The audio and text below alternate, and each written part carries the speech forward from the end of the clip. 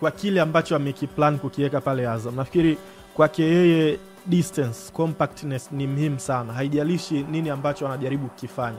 Kama wataanza kukabia juu, inabidi safu yake ya ulinzi isogee juu. Yani kutoka line ya washambuliaji kuja kwenye line ya ulinzi wanatakiwa kuwa karibu sana. Ni hivyo pia kuna muda unajua uwezi wewe muda wote tu energy mbele una press high na vitu kama hivyo. Kuna muda unaamua kurudi nyuma kidogo. Akirudi pia nyuma, unaona safu ya kiungo nayo ina squeeze sana kuwa karibu na safu ya ya ulinzi, na washambuliaji wawili pia wanarudi wanakuwa karibu sana. Kwa hiyo huo ukaribu ni kitu muhimu sana kwa Ibenge. Then hata wakiwa na mpira unaona vitu vinaenda pale. Napenda jinsi ambavyo majukumu ya mawinga na mafullback wake ni kama kuna muda anaamua kubadilisha majukumu, lakini unaelewa nini ambacho anajaribu kufanya.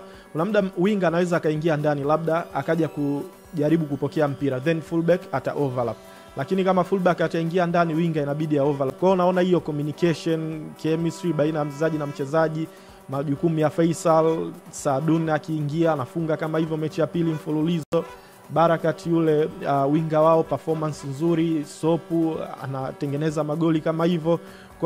Kwa Ibenge na Azam FC so far so good. Kile ambacho wanakitengeneza unakiona, unaona kabisa hii ni team proper ambayo imetoka mazoezini. Kwa hiyo ni matokeo mazuri ambayo yanakuja pia na performance nzuri.